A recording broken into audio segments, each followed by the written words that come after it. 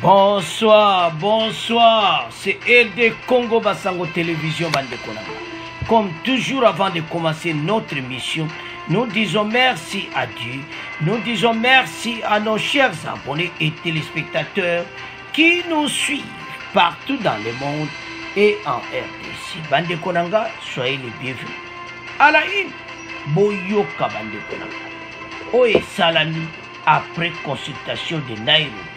Bandeko ezaya kuyinda toyoka ndenge nini makamozo kende rapide oyo nini gouvernement bongisi bongo to développer une émission na biso. Alors bandeko na ngai après Nairobi makambango ebandi o babengaka Kisalu mebanda bazeli atati awa bandeko to loba sur atelier ya munene oyo ebandi na Kivu. Atelier wana ils ont regroupé ba groupe armé belé bandeko parce que baza en faveur maintenant ya la paix. C'est comme ça qui to o ba benga ka bonne nouvelle yango wana bandeko na ngai na émission yo to comprendre ndenge nini makambo ezokende.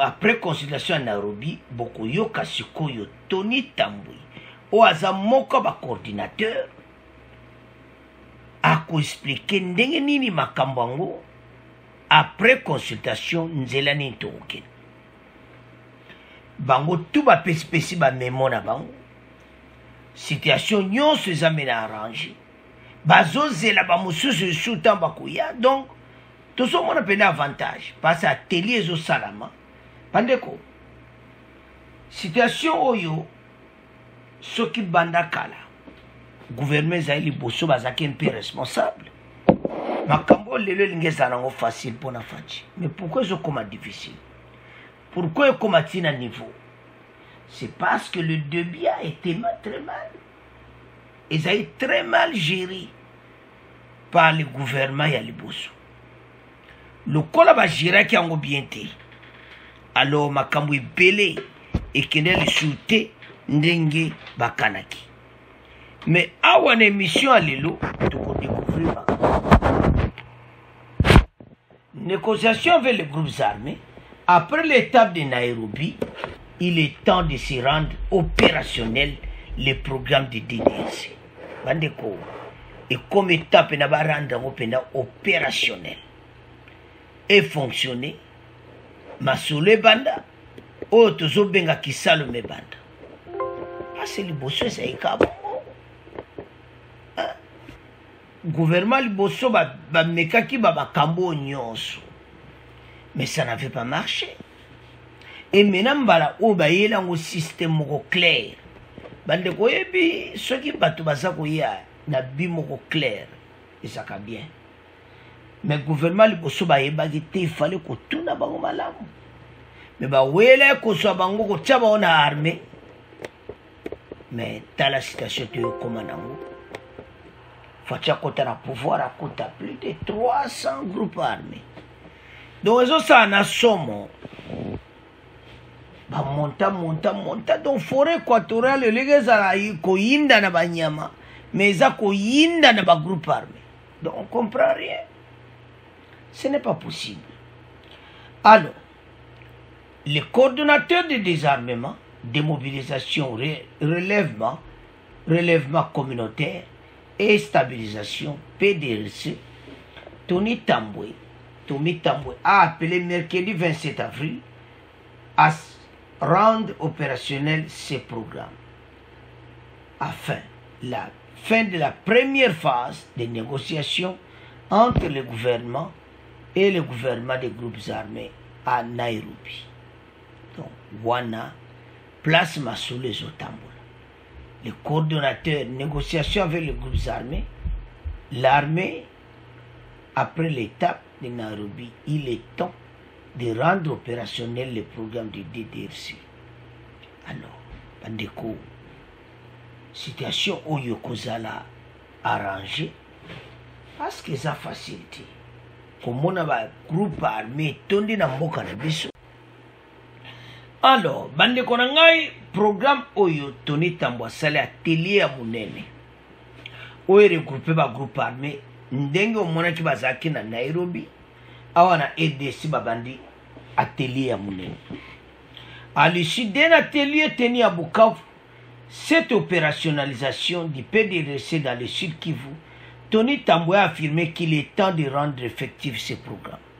Tony Tambwe a l'oublié comme étant parce que va commettre ma cambobele va atrocité mais et comme étant bazalawana musale avancé tokene liboso bandeko pays na biso eza na avenir makasi mais problème toza nango ezosala mawa komona comment que situation boye koyi batala nzela nini kokende parce que bakud o nyonso bazali kobeta wana na kosimba munduki tout ça elingi marche ndeni.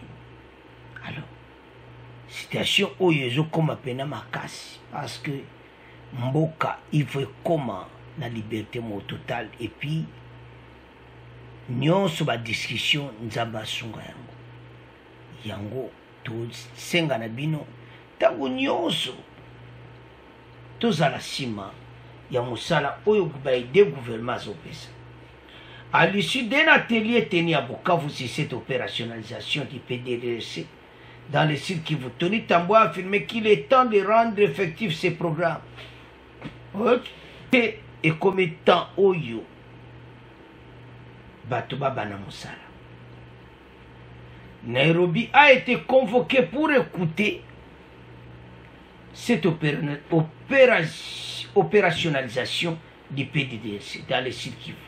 Tony Tambwe a affirmé qu'il est temps de rendre effectif ce programme. Nairobi a été convoqué pour écouter les points de vue des différents groupes armés qui opèrent à EDC et donc après les avoir écoutés, ils seront sensibles et par la suite. Nous sommes ici, nous allons préparer maintenant des cadres de leur insertion, les cadres de leur intégration dans la communauté. C'est l'objet même de notre réunion aujourd'hui, dit la validation du plan stratégique. Donc, comme étant où il va mettre en application, Tony Tambwe a élevé voix naïe. Bandeko, peuple a kufini. Tant que Fatia Bana ba idée où il belé ba monaki en kakabou, mais les ba réalité comme il. Donc, ils ont moins clairement que Moussala pene bandi kitoko. Alors, l'atelier de Bukavu, organisé par le gouvernement provincial, visait notamment à identifier les besoins de chaque entité dans le cadre de la mise en œuvre du PDDC. L'entité, on a un problème, qu'est-ce qui se passe pour un programme où il y a des choses à la c'est parce que il y a même à Kambouti, qu'on n'est pas à Nairobi maintenant. Il faut pas avancer dans Nzela Moga Kitoko. Nous maintenant, de manière concrète, sur chaque pilier, quelles sont les activités qui répondent réellement au niveau de la base. C'est-à-dire, rendre maintenant la stratégie plus opérationnelle sur terrain. Et comment vous le constatez, tous les auteurs sont ici de la province de Sud Kivu, c'est-à-dire les administrateurs, les chefs de groupement, vont maintenant dire voici les besoins pour nous, entités. Nous allons maintenant mettre ces besoins-là dans un cadre qu'on appelle planification à poursuivre Tony. Andeko boko yokae travail au salama ande mo propre. Kuna nde sila koto kisalu mebanda. Andeko musale bandi. Oba lubaka eyindi. Alors, Toyoka, coordonnateur du PDDC, Tambwe, Tommy Tambwe, bon, on continue mission, ça chauffe. Rendre au opérationnel le programme de désarmement, démobilisation, relèvement et stabilisation au Sud Kivu. C'est l'objectif d'un atelier de 2 jours ouvert hier à Bukavu.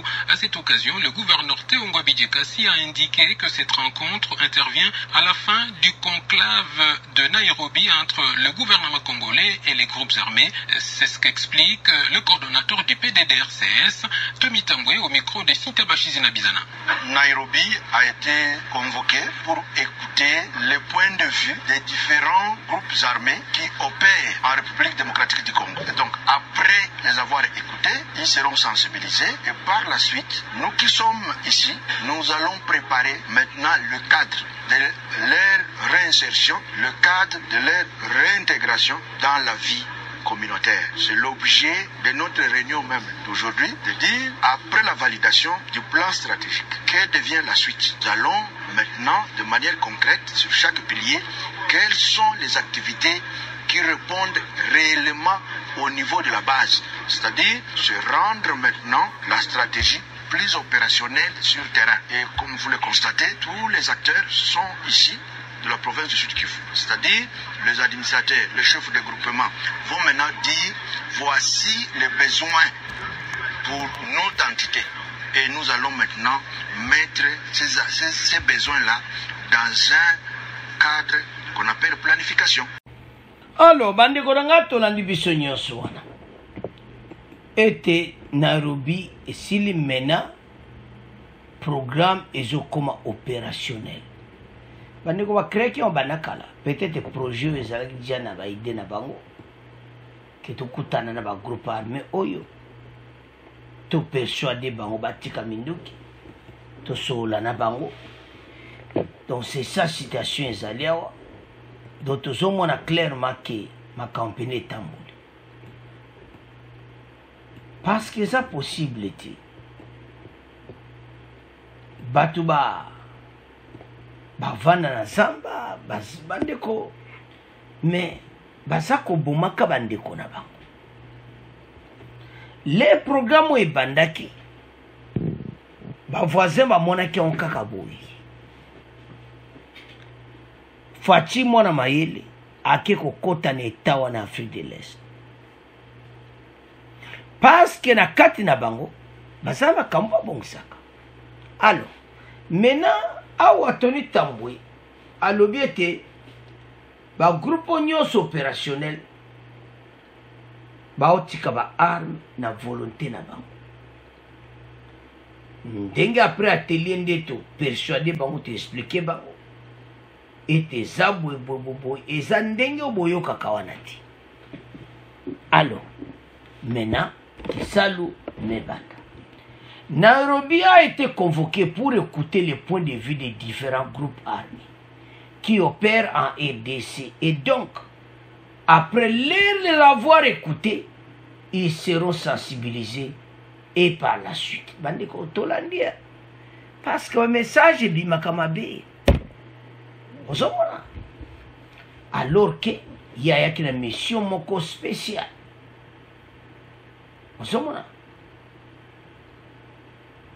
L'objet même de cette réunion d'aujourd'hui de dire, après la validation du plan stratégique devant la suite, a expliqué Tomé Tambwe. Donc, nous allons préparer maintenant le cas de leur insertion. Alors, et le connu de ça va congolais, que le support est important. Tout ça, la simana bango. Parce que biso loka kitoko to critique ngonde mo mabe kufaka kana molero. Tout ça y bate ke mboka na biso ezana besoin na makambo ebele botalaka kondenge umeli. Somona.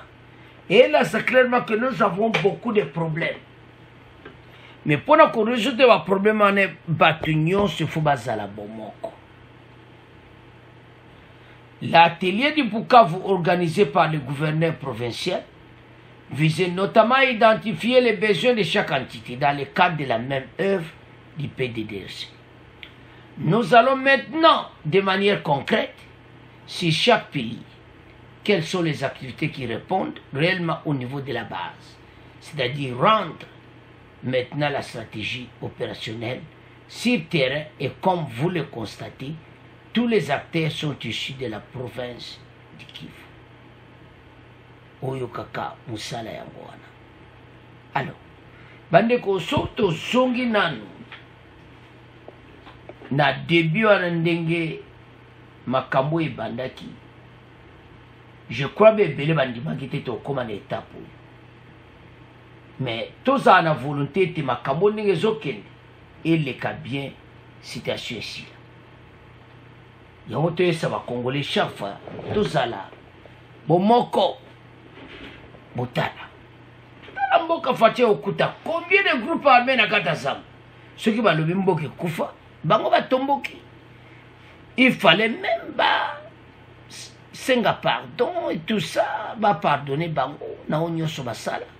Mais il préfère bazwa makambo oyo wana oyo kopesa gloire. Alors, Tony Tambwe alobi ke mosala ngo siko ebandi. Ba frère ezala bien et puis ba arranger makambo très bien parce que bato ba wote na zamba ba yaka na ba station ebele. Yango faut ba faire pas attention.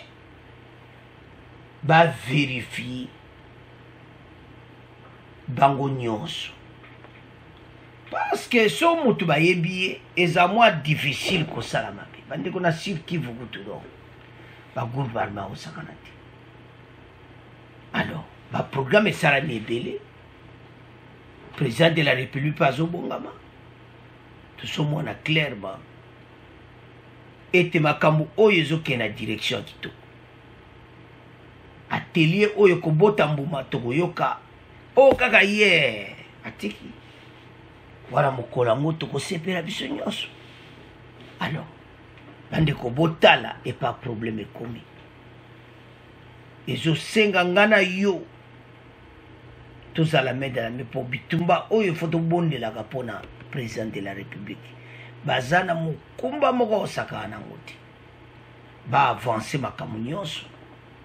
Alors, c'est à ce point que comment clôturer aider Congo Basango émission na biso. Bo abonner massivement aider Congo Basango. Oyo to bengaye.